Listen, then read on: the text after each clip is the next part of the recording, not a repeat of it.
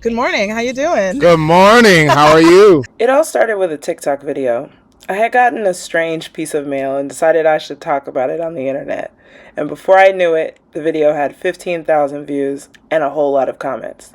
I ended up having to take that video down in a strange turn of events that included being accused of gaining commission and also forgetting to black out my own address on the mailer. Not my brightest moment. But the good that came out of it is the person on the mailer, Conrad Blackburn, who's running for Assembly District 70, asked if we could meet to talk about it. Of course I said yes, because I figured the community should be able to hear from him directly. I invited him up to the park on my block to ask him about his response to the mailer, why he's running to represent Harlem, and where he hangs out, because I haven't seen him around. Then we got into the important stuff, his plan for affordable housing, taxing the rich, and why he thinks socialism is what our activist elders would want for the neighborhood. What's up, everybody? It's Conrad. I'm Conrad Blackburn. I'm running for State Assembly in Assembly District 70, which is right here in Central and West Harlem. Our campaign is about bringing power back to the people. That means meeting people where they're at. That means coming and talking to people when they get a mailer and they got questions for you. So I'm here to answer those questions.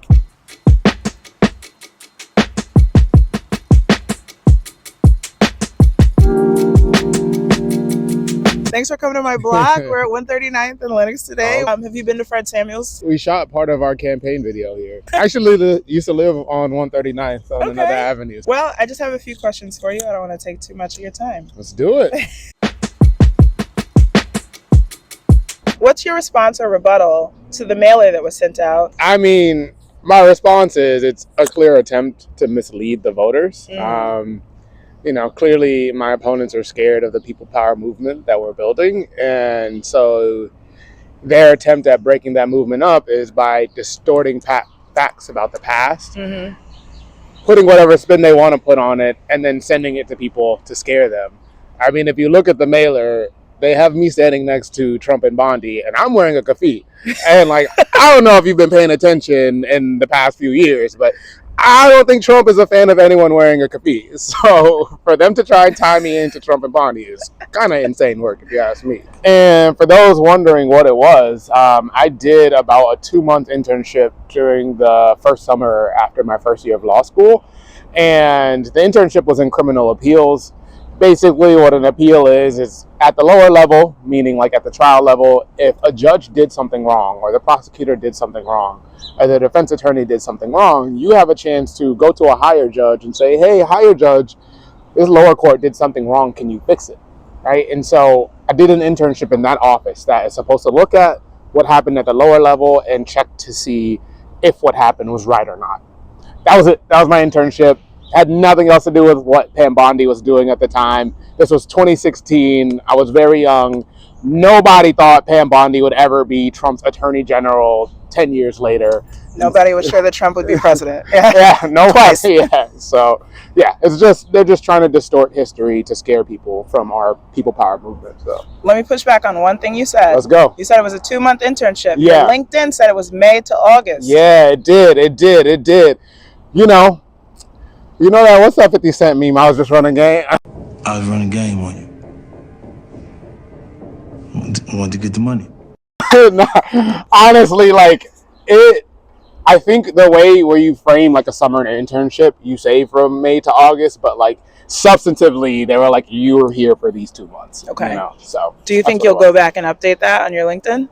Maybe I should, but I feel like it's misleading now. If I go back and I'm oh, now I'm changing it. Right, a little revisionist history. Yeah. I definitely stretch some of my internships on my resume, so that's why I asked. I'm trying to get a job. I'm trying to get paid. Hey, I have 4 months of legal experience. So hire me. So, Conrad, without telling us all your business, where do you live? Where do I live? In Harlem. Central Okay. Harlem, right here in the heart of Harlem. All right. What's the nearest train stop to you? 135. Which train? The 23. 23. Yeah, Okay. And how absolutely. long have you been there? At this place, 3 years. And then I was on 139th for 3 years. And then I was on 125th for 2 years. So, yeah. Okay. So how long you been in Harlem total? In Harlem total, about a little over 8 years. Yeah, Okay. Eight-ish years, yep. Okay. Yep. So tell us, as a person who's been in Harlem 8 years, why Harlem? Why are you running for Assembly District in Harlem? Yeah. So I take that as a two-part question. Sure. So why Harlem? A lot of my being, a lot of my political thought, a lot of who I am, I owe to people like Malcolm X and to people like Marcus Garvey and A. Philip Randolph and Ella Baker and so many of our heroes and Marvel Cook, so many of our heroes who came through Harlem. Growing up, reading about them, reading about what they were doing in Harlem and what Harlem meant to them, stuck with me growing up. And so in my head, I always knew I wanted to live in Harlem. So came up to Harlem. I know this is where I wanted to plant roots. I know this is where I wanted to have a family. And so that's why I chose to live in Harlem, just because of the history and what it meant to Black America and what it meant to Black leftists in America. And so that's why I chose to live here. Why I'm running in Harlem is because I think for the past 20, 30 years, those very people that I just mentioned, we have been doing wrong by them. Right, this community, the Malcolm X's, the Ella Bakers, the Ella Bakers, right? The people in this community, the people who made this community have been left behind for the past 20, 30 years. Right now, there are people who haven't showered for 3 months because their water has Legionnaires. There are buildings who haven't had gas since December. People went through this whole winter without heat. I know there's a building in Esplanade Gardens who says their heat's been broken for years. I just knocked on the door of somebody who said they haven't had hot water for 2 years and they've been dealing with this with the city. And so people are struggling here. They can't afford rent. They can't afford groceries. Landlords not doing what they're supposed to do. People are trying to steal homes from out under our elderly. And I know Malcolm X wouldn't stand for that. And that's why I'm running. I want us to come back to that sense of community that we had in the past, that sense of radical activism and thought that we had in the past, that sense of art that we had in the past, and continue building that up and progress for Harlem. Was Malcolm X born in Harlem? No, he was not. Wow, that's fascinating. Yeah, there are so many of our greats. It's fascinating. So many of Harlem's greats weren't born in Harlem. Langston Hughes wasn't born in Harlem. Paul Robeson. There's so many people who weren't born in Harlem, but during the Great Migration, migrated from places that were very oppressive to Black people and came to Harlem because they knew what it meant for Black people, and they gave back to the culture. Right? They didn't take away from it. They gave back. And so, there are plenty of people who live here who weren't born here who want to do right by Harlem. Yeah, I'm in that group as well. Hey, transparency. Yeah, refugees. Yeah, yeah. I don't know if I would consider myself a refugee, but I'm happy to be here. Okay, happy to be in Harlem every day. I was born in Florida. I'm a refugee. Right. There's a rich history of people coming straight up from Florida in the Great Migration. Yes. So history is on your side there. Yeah. This is where I like to go a little deeper. Let's go. Because we neighbors, right? Let's do it. So what are your neighborhood hangs? Where do you like to go to brunch? Ooh, brunch. Okay. Where do I like to go and who has the best brunch? Those are two different questions. I didn't even say who has the best because that could get contentious. I think if you want a fun brunch experience, go to Angel of Harlem. You got the DJ, everybody is hyped. Yeah, everybody it's always happy. lit. It's always lit in there. I think if you want a little bit more of a grown brunch vibe, go to Boulevard Bistro, not too far away. Uh-huh. My favorite brunch, should I say Row House? That's such a tough question. My favorite brunch, because I like them all. Actually, I'm just going to go with Angel of Harlem as my favorite because I have many memories of that being the most fun brunch. Okay. And I'm still young and fun. So, Still young and young and fun. Okay, where do you like to go to happy hour? Happy hour. Yes. Okay. So I love the Fox. Also because I'm a big soccer fan, sports fan, and the Fox has a great happy hour, and they have sports, and they have Guinness. Guinness is my favorite beer. It's hard to get Guinness in Harlem, and so I love the Fox's happy hour. Ponte Bistro also has a really good happy hour because they have good food with it too. So I'd say those two places. I love Harlem Hops too. Yeah. You're a beer guy. I was a beer guy. This is funny, actually. I was a beer guy. I consider myself someone who has expanded my palates. And I drink wine. Very she. I drink Hennessy, Now, while I'm campaigning, of course. Of course not. But young and fun, yeah. Do you go to church in Harlem? I do not go to church in Harlem, but I know of churches that I have been to in Harlem. Do you have a stance on which Harlem church has the best choir? Choir. Don't answer that. I'm trying to trick you. Choir. You're trying to get me in fights. Oh, 100%. 100%. Barbershop. Do you get your hair cut in Harlem? Oh, yeah. Or twisted? Imani the barber. Both. I get hair twisted and cut. Different people. Okay, both in Harlem? Yeah. You want to shout them out? Yeah, go see Imani the barber. She real nice with the clippers. She'll get you right. She'll take your time. She puts a hot towel on your face. Nice. And she's a person of the community and is always trying to do, she's very aligned with our vision and trying to do right by the community and connecting people. So yeah, go see Imani the barber. My loctician, Big Mama Locks, the best loctician you'll ever find in Harlem. She even travels if you need her, so you can hit her up. She's great. I mean, this is a twist that's been in for now 3 weeks now, and wow. If you ask me, it's still doing all right. I think it looks crispy. What's your favorite place in Harlem?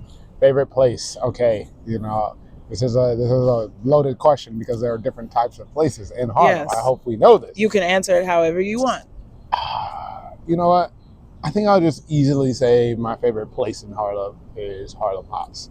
One, because it's like right behind where I live, but two, they have a great selection of beers. There are regulars who are in there who are just community people. Everybody's just vibing. You could get like quick bites for snacks. I do a lot of meetings there. Okay. Because I just like the vibe. Yeah. I'm a fan of Harlem Hops because it's owned by HBCU grads. Love that too. Yeah. All right, so now that we've got your neighborhood spot settled, let's talk about changes that you want to make. Mm-hmm. And let's start with changes that I want to see made. All right, okay. Listen, I'm responsive. I'm responsive to the people, so you let me know. How can an assembly person impact change in day-to-day experiences like extending library hours? Okay, so I'll have you know, libraries are mostly a city function, but I always tell people, just because something is a city level function, that doesn't mean your state assembly member can't work on it. Okay. And so me personally, the way that I envision using the office is not just as constituent services, but also community organizing. So, I always want to be out in the community, knocking doors, even when I'm in office and trying to be responsive to people's needs. And if somebody says we want to extend the hours of the library, then I would use my positioning and my platform as a state assembly member to get my meeting with, a hopeful Mayor Mamdani in the future and let him know that this is what the community is calling for. They're asking for longer library hours. I know it's important because that's how some people get internet, because not everybody has a computer, not everybody has internet. It's where some people stay cool, where some people stay warm. Yep. And so I would tell him all these important things about why extending the library hours is important, and hopefully he listens to that. He's a person of the people, so I think he would listen to that. But let's theoretically, if it's not a Mayor Mamdani and they don't want to listen, then we'll pull up with the community outside the office and be like, yo, let's extend the library hours. What you doing? And we'll be yelling about it, So I want Saturdays and Sundays. I want both, but I'll take one. What can an assembly person do about getting fast and free buses implemented? Yeah, so look, you control the budget as a state assembly person. Now, obviously, you don't control the budget by yourself. There's other people that vote on it as well. Other districts. But there's $250 billion to kind of play with in the state budget, and so you could set the budget and have a larger portion of the budget given to MTA. Right? And hopefully with that larger sum of money, it's enough to make buses fast and free. Now, the only way we get to that larger sum of money is by taxing the extremely wealthy. I think... Oh, no! The thing is, so many of these issues are interconnected, and we don't think about that, right? If we want fast and free buses, then we actually have to change the tax code, because that's the only way that we are going to get the amount of money that we need to do things like that. And so we have to tax extremely rich as well. For some people, that feels scary. Is there a number at which you consider the rich? Yeah. So like an income or a personal net worth? So I think somebody that's rich in today's society is somebody that makes more than $1 million. But, the tax the rich bills are not just about taxing personal income, right? Like there are 4 bills. One of them is to change New York's income tax scheme, because right now there are not enough brackets that capture the amount of money people make. Somebody making $1 million is probably paying the same amount as somebody that makes $10 million. Yeah. That's not fair. Right. And so we need to create more brackets so that we actually capture progressively the amount of money people are making. That's one bill. The second bill is a corporate tax scheme. We need to change the corporate tax scheme. Right now, our taxes are lower than New Jersey's taxes. We want to New Jersey. Yeah, we want corporations to pay that same level, right? Yeah. And the third bill is an inheritance tax. That's the one we would sign on to it. I don't think our opponent would sign on to it, but the inheritance tax really changes the tax levels of inheritances. Right now, an inheritance over $250,000 is almost taxed the same as an inheritance of $5 million. Not fair, again. And so we need to create more brackets of taxable income there. And then the last tax is the capital gains tax. I hate these big annoying words. Like, you could just talk to us like normal people. That's taxing you Wall Street and the stock market. People sending money back and forth to each other like it's a toy, right? They don't get taxed on that. They should get taxed on that at higher levels. And so that's what the fourth bill is. So that's what tax the rich includes. That's what we mean when we say tax the rich. And I think if we want fast and free buses, we need to make sure that our bus drivers, our MTA drivers, have stronger union protections. Because, if somebody don't like their job, they're not going to be driving fast. They're going to be like, man, this job, I'm going to drive as slow as I want. Yeah, so we got to keep the workers I don't think happy. the buses are slow because of the drivers. I think the buses are slow because of the time it takes for everyone to pay the fare. That is fair. That's my understanding of the situation. That is fair. I mean, I've seen people, sometimes, you're in a rush, so you can't, you got to pull out your phone, you got to open the card, you got to tap the thing. It's a multi-step process, which is why if they were free, they'd move faster. A lot faster. Yeah. Okay. Shout out to all my bus driver friends. Yes. I have many. Shout out. The depots up the street. Shout out. Stronger union protections for y'all. Yes. For sure. So my big issues are library services and fast and free buses in terms of what's top of mind for me right now. Okay. And I would like a more affordable place to live. But that, that's me. Everybody wants that. What are the top 3 fights that you're willing to take on? If elected? So our platform is tenants over landlords, people over profits, communities over cages. What does that look like? Yeah, so tenants over landlords, I think, gets to you wanting more affordable rent. Because I want a more affordable rent.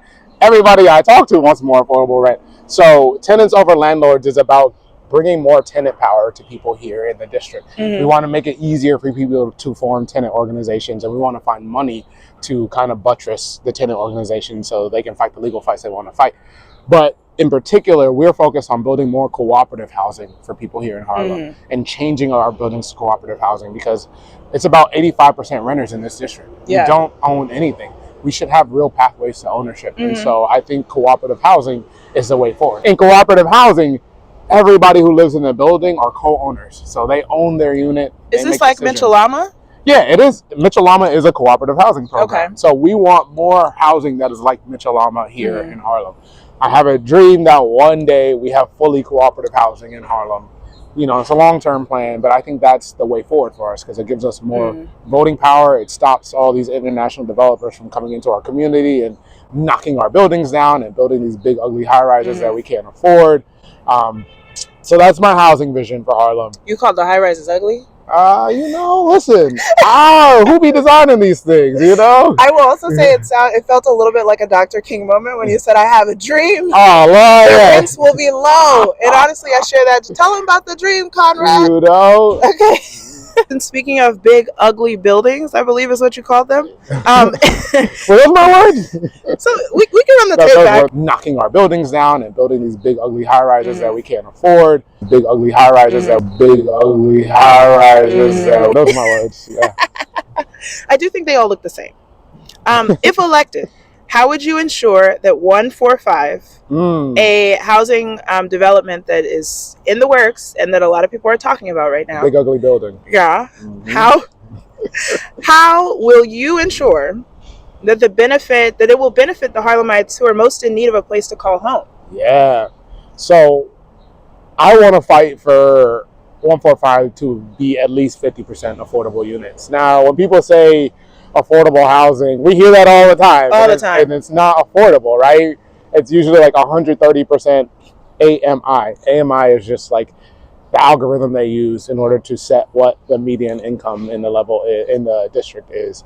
And AMI is kind of problematic because they take in median incomes from places like Westchester and lump it in with median incomes from places like Harlem, which is like not the same, different brackets. And so it's kind of unfair that they use that system to set what rent level should be. But when they do set it, they usually set it at 130%. So that means above AMI plus 30%, right? So, affordable housing is usually reserved for people who make like $100,000 or more. Not fair. I want to fight for it to actually be affordable. So we're talking 80% AMI and less. Now, I've done a lot of work with Defend Harlem, and they're calling for $65,000 to be the threshold for affordable. I agree with that, right? Yeah. Because there are people who make that, who have a job, a real career, and only make 65, and that is not enough to live in the city. Right. And so we need to make sure that there are units that address that need, the $65,000 and under. I want it to be 50% affordable, so I want 50% of the units to be for those people that make That would be like 500 units. Yeah. Okay. And prepared to fight for it, prepared to raise my voice. Again, this is another thing that is like mainly city level, but this is the fight that our state representatives should be in, lending our voice and support. And so I fight like hell for that to happen. But the law calls for at least 30% of those units to be affordable. It's just, we need to make sure that that word affordable is actually capturing the 65,000 and under crowd. All of that you just described, right, of how you would do it and how you would advocate, how is that different, to your knowledge, from what's already happening? So right now, without this fight happening, without the fight that I was talking about for the people who make 65,000 and under happening, technically the developer could set, the affordable units at above 65,000, above 100,000. If we leave it alone, that's what's going to happen. And so that's why Defend Harlem has been calling for that target number in particular.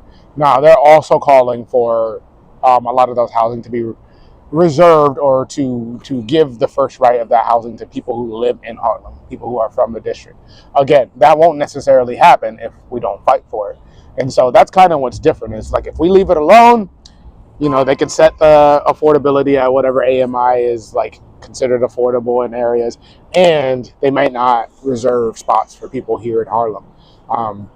And they obviously wouldn't set it at 50% affordability. They try to set it at 30%, which is what the law requires. So that's what's different. We're fighting for more. Is there a law that says we can't set aside more than 30%? No. There's no law that's restrictive. So there's a minimum, but there's no maximum. Yeah, it's a floor, but there's no maximum. Interesting. If we had a do-gooder real estate developer, they could make 100% affordable units. Now, is that ever going to happen? Do-gooder real estate developer. Do-gooder real estate developers, come to the front. I'd love to meet you. Okay, well, Conrad, those are all of my questions, but I want to give you a chance to have the last word. Okay. What should we know about you? Man, I'm just a regular dude from Harlem. I live here, Like, at what point do you say you're from Harlem? I don't know. Sometimes it just comes out naturally. But I'm just a regular dude who cares about Harlem, who cares about the people of Harlem, who cares about Harlem's history. And I want to do right by that history. And doing right by that history means fighting to build power for people here. A lot of people think of power as top down, right? I think of power from bottom up, right? I think the people are the power. We live here. We work here. We pay rent here. Sure do. We know best what decisions to make in our lives. And I want to empower us to be able to make those decisions. It's all about pure democracy. This is what I'm talking about at the end of the day. It's pure democracy. We should make the choices. We know what we're talking about, right? Yeah. So, and I will say, Donald Trump just gave them a $12 billion tax cut. By them, I mean the rich. $12 billion tax cut. Our plan would tax them $10 billion. So they still up. They still up 2 B's. They still up 2 B's. That's a lot of money. But guess how much it would bring in for New York? $44 billion annually. You know how much we could do with that money? I do. So, listen, y'all still up 2 B's if we do this. Why y'all mad, I mean, you know why they're mad. I know why they're mad, but they don't gotta be mad. No, they don't. They don't. You be all right. Yeah. You're tough, right?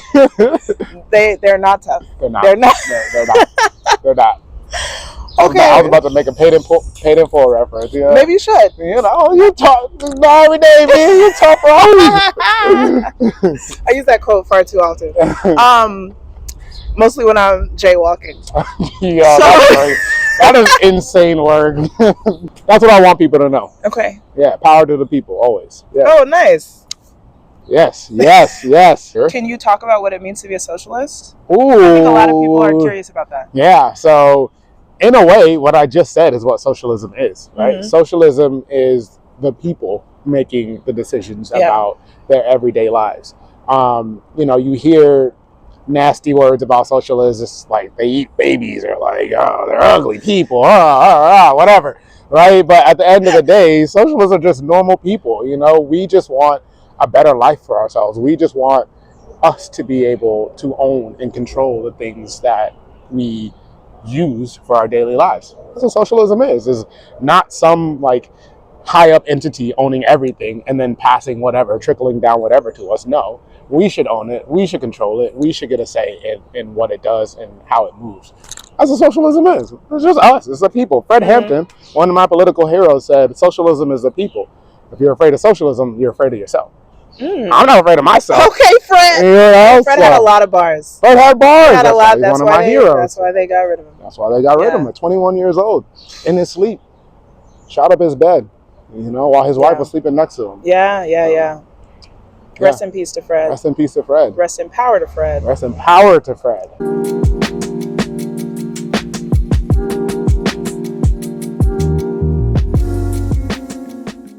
Conrad, thank you so much for reaching out. And thank you for being curious. You know, not a lot of people will do what you did and pick up a piece of mail and read it critically and say, what is this? Like, what is this hideous thing? Right. Where is this coming from? Yeah. I think more people should do that. So it's important. I agree. Yeah. So, you know, you called it curious. Some people call it nosy. Yeah. I'm okay with both. I did get another mailer yesterday, so another video coming soon. Oh, It boy. didn't have you on it this time. Oh, was it the purple and pink? The pink and yellow one. From New York families, future forward, working together. They all sound the same, too. They all those super PACs. I'm getting better at being like, okay, this name is a hint. Thank you again. Thank you so much. This was fun.